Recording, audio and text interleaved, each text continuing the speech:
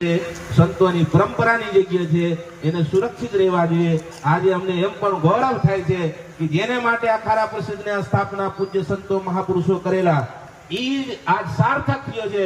પૂજ્ય શ્રી રાજેન્દ્રદાસજી મહારાજને જ્યાં પણ સમાચાર મળ્યા ત્યાં ભૂમિમાં આવીને આ ખારા શું કરી શકે છે, ધર્મની રક્ષા કેવી રીતે કરી શકે છે, આશ્રમની રક્ષા કેવી રીતે કરી શકે છે એ ચરિતાર્થ કર્યા છે। વર્ષો પહેલા, હજારો વર્ષો પહેલા જયારે અખાડા પરિષદની સ્થાપના થયો, જે ઉદ્દેશથી આ સ્થાપના કરવામાં આવેલા હતા એ આ ઉદ્દેશ સાર્થક થયો છે। એમ નથી કે ગામ ભાવનાવાળા નથી, આ વિપ્ર બંધુગણ આખા ગુજરાતમાંથી આખા ભારતમાંથી આવેલા હોય એને કર્મકાંડ ઇત્યાદિ પૂજા અર્ચના કરાવીને પણ સવા લાખ રૂપિયા દાન કરતા હોય એટલે ગામ ખૂબ ભાવનાવાળા છે। આ ગોપી મંડળને જેટલું વખાણીએ, પહેલું વખત સાધુ સંતો ભેગા થયા, મુદ મંગલમય સંત સમાજ જે ગોસ્વામી તુલસીદાસજી લખેલા છે એ સાર્થક થઈ ગયો।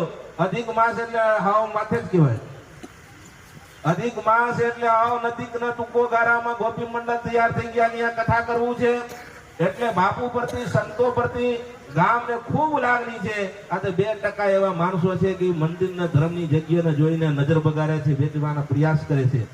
જે પણ જમીન હજી પણ એના સિવા મંદિરની હજી જમીન ઘણો છે, એ મંદિરની જમીન જ્યાં પણ અસ્તવ્યસ્ત છે એ જમીનમાં બધા તમે ગ્રામવાસીઓ, ગામના જે સરપંચશ્રી છે, આજુબાજુની જે અધિકારી છે, રાજકીય અગવાન જે ભાઈ શ્રી બિરાજમાન છે, એને પણ આગ્રહ કરીએ છીએ કે આ ધાર્મિક સંસ્થા કેવી રીતે બસશે, એ આ ધાર્મિક સંસ્થા કેવી રીતે સુરક્ષિત થાય, આ બધા ભેગા થઈને પૂજ્યપાદ શ્રી રાજેન્દ્રદાસજી મહારાજને સહકાર આપજો। આ સંસ્થા રહેશે, ધાર્મિક સંસ્થા રહેશે તો સનાતન સંસ્કૃતિ રહેશે। જ્યાં સુધી ધાર્મિક સંસ્થા ન રહે ત્યાં સુધી સનાતન સંસ્કૃતિ બચી નહીં શકે। અસ્તુ, જય જય શ્રી રામ।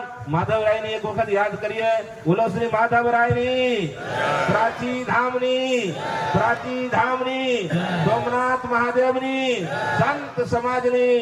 ઓમ નમઃ પાર્વતી પતય, હર હર મહાદેવ।